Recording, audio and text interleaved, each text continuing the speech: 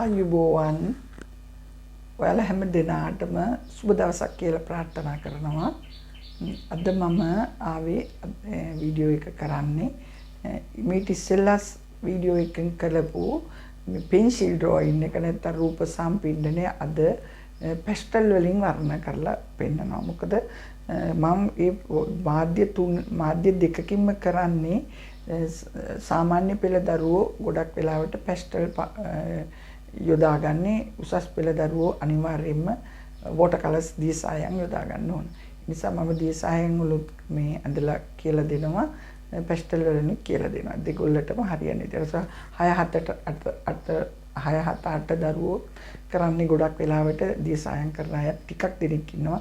ගොඩක් පැස්ටල් කරන අය ඉන්නේ. ඒ අයට තමයි මම මේ විදිහට කරන්නේ. අද ඒ දාන්න බස් නැවතුම් පොළ අද පැස්ටල් වලින් වර්ණ කරලා පෙන්නනවා. වර්ණ දාගන්න හැටි බලා ගන්න. ඊට පස්සේ මම විටින් විට පුළුවන් වෙලාවට කියන්නම්. එතකොට ඔයාලට ඒක තව අවබෝධ කරගන්න පුළුවන් වෙයි. ඒ වගේම මගේ channel එක මම මතක් කරනවා අලුතින් යාළුවන්ට මතක් කරන්න, subscribe කරන්න, නව අදහස් කියලා වෙන්න, like කරන්න. ඒව කරනකොට තමයි ඇත්තටම මගේ channel එක ඔයාලට ඒක මේ channel එක ඉස්සරහට යන්නත් පුළුවන්. ඔයාලටත් මම වීඩියෝ එකක් දාපු සැනින් ඔයාලට බලන්න පුළුවන්. ඉන්නේ දැන් මේ channel එකට ඇත්තටම ඉන්නව දරුවෝ ගොඩාක්. ඒ වගේම මම හිතන්නේ තව මේව බලලා වින්දනයටපත් වෙන අයත් ඉන්නවා. ඒ හැම දෙනාම ඔයාලගේ අදහස් මට කියලා යන්න. දැන් පාඩම නරඹන්න. බොහොම ස්තුතියි.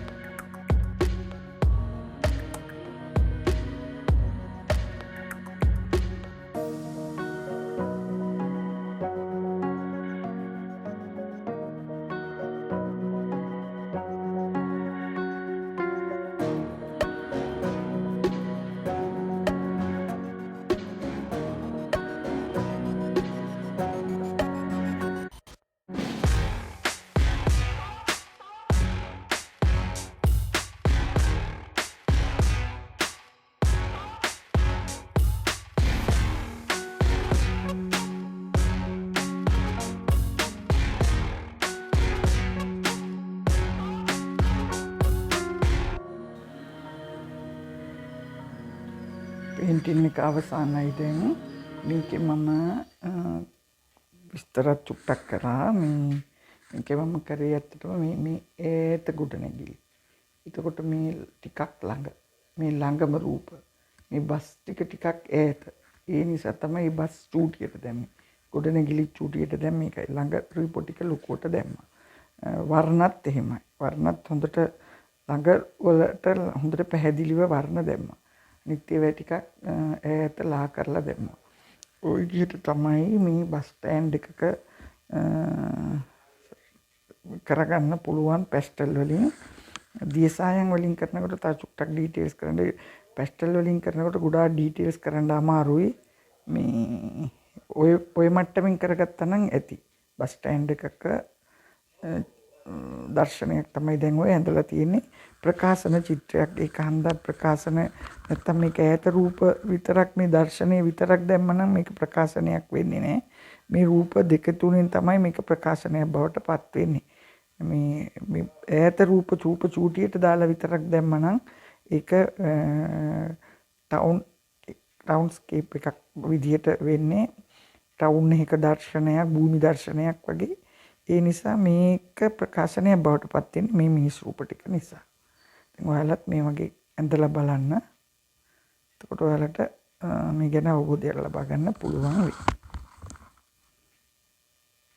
වීඩියෝ එක නරඹුව ඔයාලට බොහොම ස්තුතියි.